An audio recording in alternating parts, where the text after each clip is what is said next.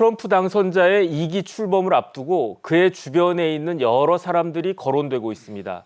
오늘은 그 이야기를 좀 해볼까 하는데요. 도움 말씀 주실 분으로 박승찬 용인대학교 국제교류원장님 나와 계십니다. 원장님 안녕하셨습니까? 반갑습니다.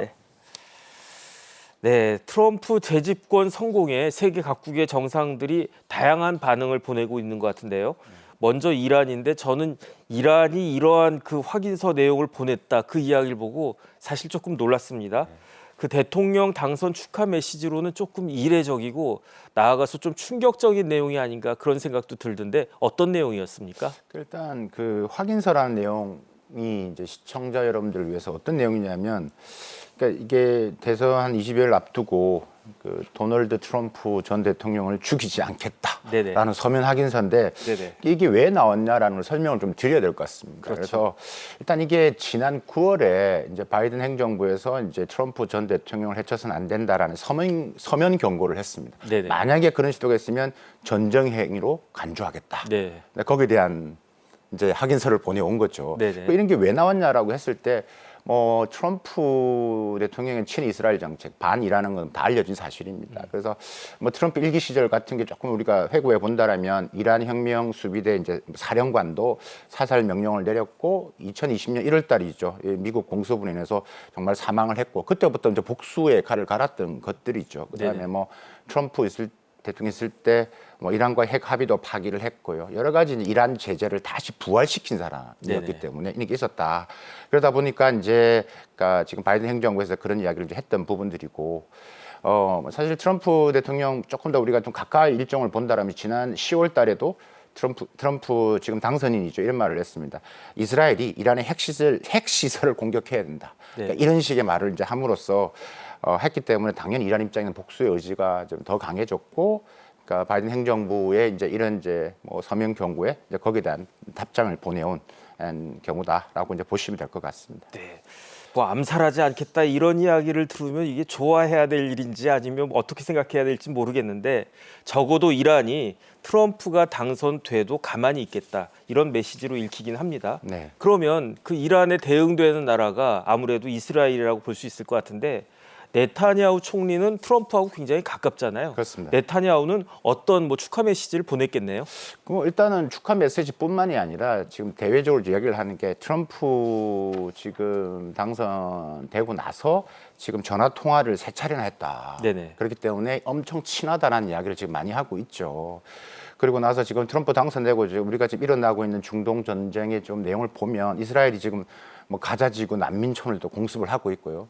거기에 힘을 받았는지 여러 가지 그런 게 지금 더 잦아지고 있다라는 이야기입니다. 그래서 30명 지금 사상자도 생기고 있다라고 하고 있는데 지금 이런 부분에서 또 이제 네타냐후 총리가 이제 하는 말이 그러니까 트럼프 대통령이 그러니까 전 대통령이 당선됐으니까 취임 선물로 그러니까 지금 이제 아무래도 이제 당선되자 말자 첫날 여러 가지 이제 이런 중동 전쟁, 러시아 전쟁 이걸 하겠다고 했기 때문에 그런 이제 취임 선물로 트럼프 대통령의 외교 성과로서 레바논과의 휴전 안을 지금 준비 중이다. 이런 네네. 식의 지금 선물을 준비 중이다. 이렇게 얘기를 하고 있는 것들이죠. 네네. 그래서 이제 그런 부분에 있어서의 이제 확연히 지금 드러나는 부분들이고 지금 우리가 좀 더 봐야 될 게 지금 아까 이제 트럼프 대통령이 취임 첫날 좀 어떤 이야기를 했냐면 이란에 지금 한날 행정명령을 통해서 이란의 원유 수출을 막는 행정명령을 발의하겠다라는 얘기도 하고 지금 기사에 나온 거 보시면 아시겠지만 이란 파산을 위해서 중동 해법을 지금 준비 중이다 이런 게 막 나오고 있거든요 기사가. 네네. 근데 저는 개인적으로 분석을 좀 한다라면 한 2가지 정도에서 지금 트럼프 이게 중동 해법이 과연 효과적일까라는 부분에 약간의 의문점이 생깁니다. 2가지 이유인데 첫 번째는 일단은 과거 1.0에 비해서 트럼프 1.0에 비해서 팔레스타인을 지지하는 국가가 좀 늘어났다. 그러니까 사우디아라비아처럼. 네네. 일단 첫 번째 이유고 2번째 이유가 중동의 미국 의존도가 예전만치 않다. 그러니까 점점 낮아지고 있다. 네네. 이런 부분들이 있기 때문에 한편으로는 트럼프 2.0에서는 좀 더 강력하게 이런 시그널을 지금 보내고 있지 않나라는 생각입니다. 네. 어쨌든 이란도 중요하고 이스라엘도 중요하지만 우리 입장에서는 역시 제일 중요한 건 중국이고 그렇다라고 하면 시진핑이 어떤 생각을 갖고 있는가 그게 사실은 제일 궁금한데 시진핑은 어떤 반응과 어떤 행보를 보이고 있습니까? 일단은 우리가 오늘 트럼프의 주변 사람들을 통해서 지금 외교안보를 보는 거지 않습니까? 네네. 일단 중국 입장에서 제일 지금 관심 있게 보는 트럼프 2.0의 주변 인물 두 사람이 있습니다. 네, 누군가요? 첫 번째가 바로 마코 루비오라는 국무장관입니다. 국무장관. 네. 네네. 이 국무장관이 전형적인 매파죠. 이분이 이제 올해 초에도 어떤 일을 했냐면 중국산 전기차가 못 들어오게끔 하는 3대 중국 세 가지의 중국 견제 법안을 직접 발의한 사람입니다. 네네. 그러니까 지금 중국이 미국 시장을 들어가려고 전기차가 뭐 멕시코로 가는 것들, 혹은 중국이 뒤에서 숨어서 그러니까 하는 여러 가지 부분들의 전기차, 뭐 관련된 원부자재 등 걸 제공했던 모든 중국과 관련된 제품들은 중국에 못 들어오게 하겠다고 한 게 바로 그 마코 루비오 상원의원이고, 이 사람이 지금 이제 국무장관이죠. 네네. 두 번째가 바로 마이크 왈츠 이제 국가안보보좌관이죠. 네네. 네. 국가안보보좌관인데 이 사람도 지금 자기 글에서 어떤 이야기를 했었냐면, 지금 중동이나 지금 다른 이슈보다는 가장 중요한 게 중국이 다가올 위협에 우리가 더 적극적으로 대응할 준비를 지금 해야 된다고 이야기를 하고 있기 때문에 지금 시진핑 주석 입장에 이게 제일 지금 두 사람이 크게 좀 와닿고 있다. 네네. 이번에 이게 APEC 정상회담에서도 보면 아시겠지만 사실 지금 어떻게 보면 레임덕 현상에서 지금 존재감이 떨어지는데 가장 주목을 받은 게 시진핑 주석이거든요. 엄청 행보를 했습니다. 네네. 한국, 일본, 그다음에 싱가포르, 태국, 칠레, 그다음 뉴질랜드 다 지금 이 정상과 만나서 지금 양자회담을 하면서 지금 우군 확보에 들어갔던 거죠. 네네. 그렇게 하면서 지금 존재감을 키워가고 있고, 지금 이 트럼프 2.0이 올라온 부분에서 그 틈새를 파고들기 위한 노력들을 지금 계속하고 있다. 네네. 그래서 준비를 지금 하고 있고, 뭐 한편으로는 지금 대중국 제재가 더 심화되겠지만 그 지금 트럼프의 이 자국 우선주의에서 그 빈틈을 하기 위한 작업들을 계속 하고 있고, 지금 방패와 칼을 어떻게 활용할 것이냐를 계속 지금 준비를 하고 있는 것 같습니다. 네. 어쨌든 시진핑 마음이 그렇게 편하지는 않을 것 같다 그런 그렇습니다. 생각은 들고, 이번에는 트럼프 2기 내각 인선에 대해서 한번 살펴보겠습니다. 말이 좀 많은 것 같아요. 네. 도대체 어떤 인물들이 거론되고 있길래 이렇게 시끄럽습니까? 일단 지금 이슈가 매우 크죠. 이슈 메이커답게 지금 초고속 인선, 그다음에 그다음에 부실 검증, 잡음이 엄청 많습니다.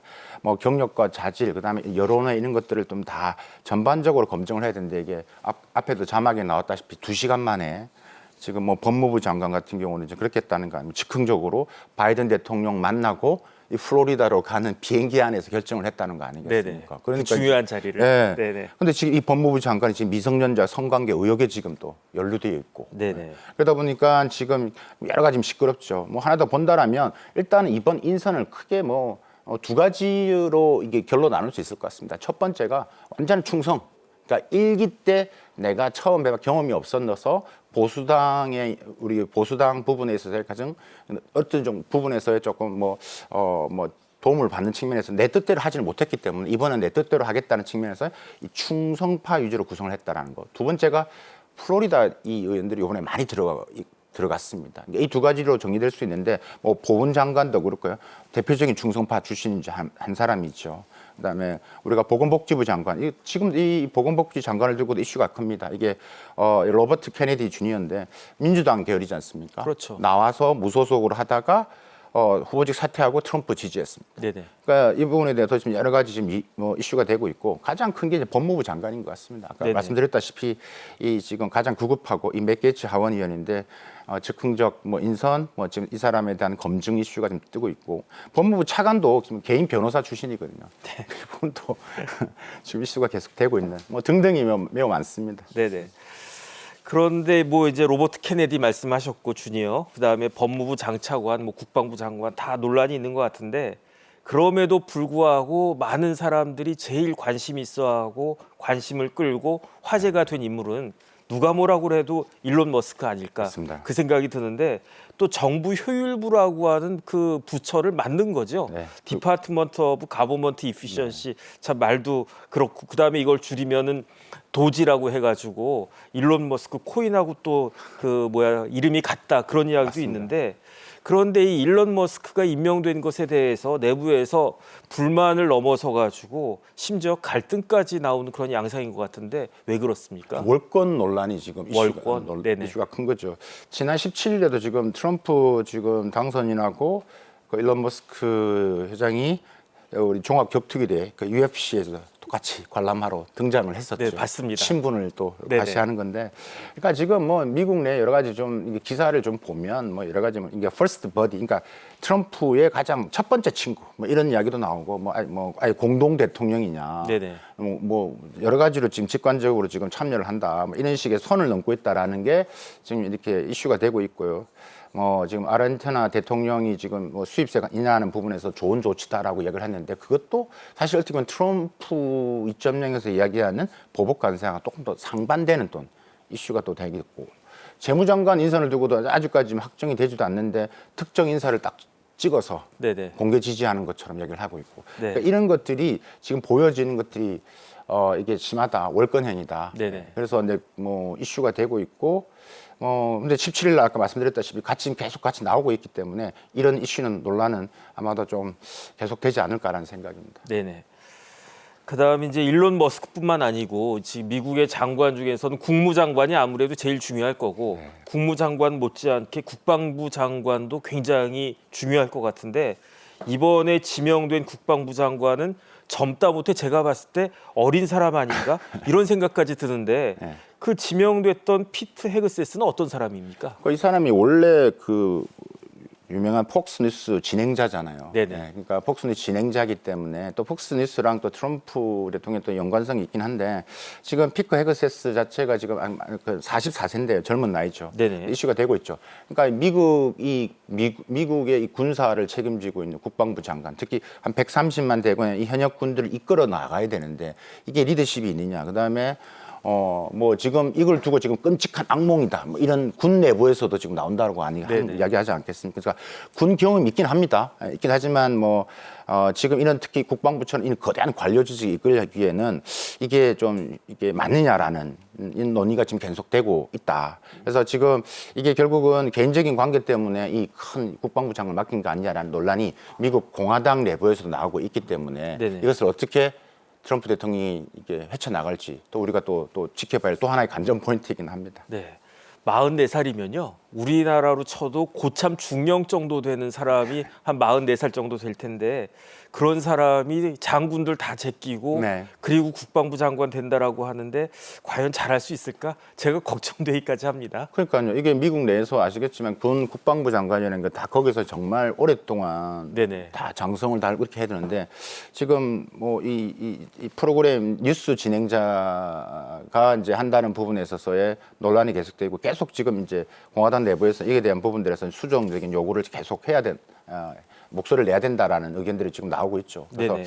이게 이제 앞으로 특히 국방부 장관에 대해서 트럼프 말씀드렸다시피 대통령이 이제 어떤 식으로 이제 헤쳐나갈지가 이제 우리가 좀 지켜봐야 될 것 같고, 사실 이거는 국방부 장관 또 우리하고도 매우 연관성이 크기 때문에 그렇죠. 매우 중요한 이슈 네네. 중에 하나라고 볼 수 있습니다. 네.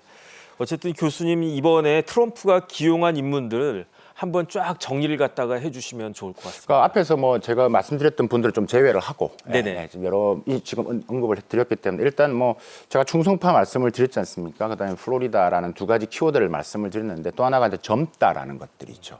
그러니까 젊다라는 부분인데, 뭐 요번에 유엔 대사로 가신 뭐 지금 지명분들, 지금 앨리스 하원 의원도 지금 40세, 그다음에 환경보호청장도 44세. 네네. 그러니까 지금 현재까지 좀 한 뭐 장관 정도 18명 정도 평균 연령이 한 47세죠. 바이든 행정부에서 대충 우리가 이제 평균 연령을 보면 한 60세 정도 되거든요. 네네. 그러니까 차이가 많이 나죠. 있고, 근데 이거 이제 뭐 이게 출발은 이게 우리가 이 JD 벤스 부통령 때부터 시작됐던 거죠. 사실 벤스도 굉장히 젊잖아요. 40세. 네, 40세. 네. 그러니까 이제 얘긴됐던 부분들이고, 이것들에 대한 부분들이 이제 결국은 어떤 생각에서 출발했는지, 그러니까 이제 트럼프 주니어 이야기를 또 잠시 나누겠지만, 네네.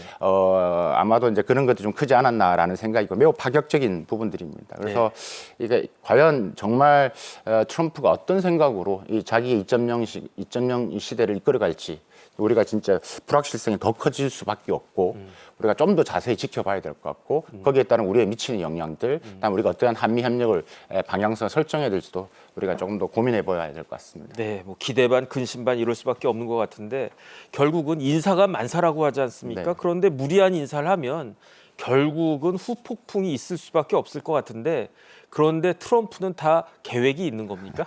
일단은 이게 제가 생각할 때 이게 어떻게 헤쳐나갈 것이냐라는 제 개인적한테 물어본다라면 네네. 일단은 지금 상원 부분에 지금 공화당이 지금 하고 있고 그다음 뭐 지금 신임 공화당 상원 원내대표가 일단 트럼프 뭐 대통령이 지금 제안을 했기 때문에 수용 가능성 검토적인 부분도 긍정적인 검토를 이야기를 하고 있습니다. 네. 내부적으로 목소리는 커져가고 있지만 어쨌든 지금 당선인 눈치를 좀 봐야 되는 상황이기 때문에 그러니까 이제 이런 부분에 받을 것이냐, 그러니까 원내대표 입장에서 그걸 다 상원에서 통과시켜 줄 것이냐라는 부분들. 두 번째가 이제 인사 검증을 이게 통과할 것이냐라는 것들이잖아요. 네네. 미국 이제 지금 이게 연방헌법 2조 2항 2호에 의하면 결국은 이런 뭐 공무원 특히 장관, 차관, 뭐 연방 판사 이런 부분에 다 이제 상원의 인사청문회를 통과를 해야 됩니다. 네네. 근데 이게 지금 내부적으로 문제가 많기 때문에 가능할 것이냐라는 이슈죠. 근데 지금 이제 대안이 지금 수정헌법 2조에도 나왔다시피 상원이 휴회 중일 때는 대통령이 직무를 수행할 수 있는 공직자를 임명할 수 있다. 그래서 그 기간 안에 할 수 있다라는 지금 말도 나오는 거죠. 그런 네네. 가능성도 배제할 수 없다. 그런데 뭐 굳이 그렇게까지 할 필요가 있나 그런 생각이 들면서 트럼프가 요직의 논란의 인물들을 이렇게 앉히려고 하는 게 무슨 다른 이유가 있는 것인가? 왜냐하면 일부러 트럼프가 논란을 일으키려고 하는 것인가? 그런 생각까지 듭니다. 이게 여기에 대해서 여러 가지 지금 이슈가 많기는 한데요. 저는 이제 두 가지 측면에서의 트럼프의 속내를 한번 들여다봤습니다. 네네. 첫 번째는 뭐 지금 트럼프가 이거 끝나고 2028년에 뭐 또 나오게끔 법을 바꾸고 하겠다라고 막 이런 말도 있긴 한데 일단은 지금 규정상 이번이 마지막이기 때문에 정말 이번엔 내 뜻대로 하겠다. 내 영향력을 마지막 임기라는 생각으로 끌려가지 않겠다라는 생각으로서 지금 이 말 있다. 그래서 이런 부분에 있어서의 강력하게 충성을 하는 이런 인선을 통해서 정말 그전에 보지 못했던 트럼프식 국정을 하겠다라는 게 첫 번째인 것 같고 네네. 두 번째는 의도적인 전략일 가능성이 있다. 의도적이다. 네. 결국 논란 자체를 만드는 게 트럼프가 잘하고 있는 부분들이니까 논란 자체를 만든다는 거죠. 그래서 그러면 왜 그러냐면 이게 워싱턴 이게 우리가 말하는 이 정치 엘리트에 좀 맞서는 그러니까 이런 외부 인선을 지명을 해서 포지셔닝을 하는데 이것도 하나의 전략일 것이다. 네네. 그 이유는 이제 기득권층에 좀 안 좋은 감정, 반감을 품은 지지자들이 많았고 이번에 당선됐던 것도 그러니까 민주당의 고학력 있는 엘리트보다는 백인들보다는 저소득 저학력의 백인들이 더 많이 지지를 했거든요. 네네. 그것을 결집하는 효과가 있다. 그래서 그런 측면에서 하지 않았나. 뭐 그게 한 두 가지 정도 속내로 저는 이제 정리할 수 있을 것 같습니다. 네, 어떤 결과를 낳을지 한번 지켜봐야 될 것 같습니다. 그 다음에 역시 대통령 가족들도 중요하지 않습니까? 네. 특히 일기 때에는 네. 그 딸인 이방카 트럼프가 굉장히 주목을 받았었는데 이번에는 누가 어떤 주목을 받을까요? 문고리 권력의 변화가 생기고 있다. 문고리. 네네. 권력의 변화가 생기고. 그러니까 1기 때는 백악관 선임 고문을 했던 이방카가 역할을 했다라면 2기 때는 지금 가장 뜨고 있는 사람이 둘째 며느리. 며느리. 이제 딸이 아니고 며느리. 둘째 며느리. 네네. 라라 트럼프죠. 지금 미국 내에서도 이미 7월부터 라라 트럼프를 주목하기 시작했고 그때부터 이방카를 대신하는 사람이 이 라라 트럼프가 할 거다라고 이야기를 하고 있고요. 지금 뭐 여러 이제 내부적으로 미국에 있는 것을 지금 보면 트럼프의 숨겨진 뭐 선거 전략가이다. 뭐 이렇게 얘기를 하고 있고 라라 트럼프가 CBS 그다음에 폭스뉴스에 이런 또 프로듀스를 했거든요. 프로듀스 역할을 했고 지금 현재 공화당 전국위원회 이제 의장을 좀 맡고 있는데 이 지금 라라 트럼프의 이제 권력이 더 커질 것이다라고 지금 보고 있고 네네. 지금 아까 말씀드렸던 이 마코 루비오 상원의원이 이제 지금 국무장으로 가면 이제 거기에 있는 자리가 빌 텐데 플로리다 주에 네네. 여기에 또 출마할 수 있다. 네네. 어쨌든 여러 가지 측면에서의 이방카가 아닌 라라 트럼프가 어떻게 보면 또 권력의 하나의 또 중심으로 또 들어오고 있다라고 네. 보는 게 맞을 것 같습니다. 그럼 대통령 며느리도 하면서 상원의원도 하고 그러는 겁니까? 그런데 어쨌든 라라는 둘째 며느리라고 말씀을 하셨는데 사실은 더 힘이 쏠리고 있는 사람은 역시 장남인 것 같아요. 트럼프 네. 주니어. 네. 그 쉽게 말하면 조금 전에 문고리 이야기 하셨지만 네. 이 문고리를 영어로 말하면 게이트키퍼 아니겠습니까? 네. 그 게이트키퍼 역할을 트럼프 주니어, 장남 트럼프 주니어가 할 것 같다라고 하는데 사실입니까? 지금 국내에서도 지금 이 트럼프 주니어 지금 선을 닿기 위해서 기업들이 발빠르게 움직이고 있다. 그렇습니까? 지금 한국도 방문을 한 적이 있고요. 그래서 네네. 트럼프 이게 핵심 실세. 등장을 하고 있죠. 왜냐하면 아까 제이드 벤스 부통령을 좀 누가 추천했냐? 네네. 트럼프 주니어가 했다는 거죠. 아, 맞습니다. 네. 네네. 트럼프 주니어가 했다는 거기 때문에 결국은 이 부분에서 이제 가장 실세로서 앞에 전면 나서지 않고 뒤에서 많은 것을 준비를 하고 그걸 관리하고 매니지먼트하는 역할을 할 것이다라고 하고 있고 지금 인선 논란이 막 커져가고 있지 않습니까? 거기에 대해서도 지금 트럼프 주니어가 논란의 여지가 있지만 나는 다 계획이 있어. 백업 계획이 있다. 네네. 이런 이야기를 할 정도로 좀 하고 있기 때문에 말씀하셨던 이 게이트키퍼 역할, 그러니까 이 트럼프 이 행정부를 전체적으로 방향, 이 행정부의 이 배가 어디로 갈 것인지를 아마 뒤에서 조정하는 가장 큰 역할을 하게 될 것으로 보여집니다. 그러면 이제 김정은은 어떤가요? 왜냐하면 트럼프 일기 때 트럼프 하면 김정은 뭐 하노이 노딜 이런 것들 다 생각이 나는데 그 김정은 국무위원장은 북한의 김정은은 어떤 반응을 내놓은 게 있습니까? 사실 지금 최근에 지금 이제 그 북한에서 이제 지금 뭐 조선인민군 대대장 뭐 대회가 있었는데 14일에 15일 사이에 그때 처음으로 이제 지금 미국 대선 이후에 지금 미국을 비난하는 메시지를 냈죠. 근데 그거는 뭐 트럼프한테 한 거냐 아니면 뭐 지금 바이든 한 거냐 전혀 이렇게 좀 확실하진 않지만 근데 제가 볼 때 이거는 트럼프가 아니라 지금 바이든이 크다라고 생각을 하고 어쨌든 그 전까지만 해도 아무런 반응이 없었습니다. 네네. 어떤 메시지도 이야기를 하지도 않았고 하물며 북한 매체에서도 미 대선 결과에 대해서 전혀 이렇게 보도를 하지 않았다라는 부분. 그럼 왜 그러느냐라고 했을 때 이것도 저는 한 두 가지 정도로 조금 이야기를 할 수 있을 것 같은데 첫 번째가 일단은 트럼프 2.0의 외교 분야에서 북한의 이슈가 이게 탑3 안에 올라가지 않는다라는 이야기죠. 그러니까 밀려 있다라는 이야기죠. 그러니까 결국은 러시아, 우크라이나, 중동이 큰 이슈밖에 없기 때문에 미국 트럼프 입장에서 이제 이게 이제 뭐 아직 신경 쓸 여력이 없는 거죠. 북한 이슈 때문에 이제 그런 이유 때문에 좀 반응을 조금 더 지금 보고 있고 관망하고 있는 거. 두 번째 이유가 앞으로 지금 인사 이동에 따라서 대중국 그다음에 대북한 제가 말씀드렸지만 대중국, 대북한의 더 강경파들이 지금 다 지금 포진하고 있기 때문에 좀 더 어떻게 제재하고 어떻게 하느냐에 따라서 좀 더 관망하겠다는 목적, 그 의도가 더 크지 않나. 그렇기 때문에 조금 지금은 좀 지켜보는 상태로 이제 뭐 이해할 수 있을 것 같습니다. 김정은 위원장도 전전긍긍하지 않을까 저는 그렇게 예측이 됩니다. 그러면 우리 윤석열 대통령은 트럼프 제2기 체제와 관련해서 어떤 비전과 어떤 전략을 가지고 있습니까? 이게 가장 중요한 부분인 것 같습니다. 그렇죠. 이번에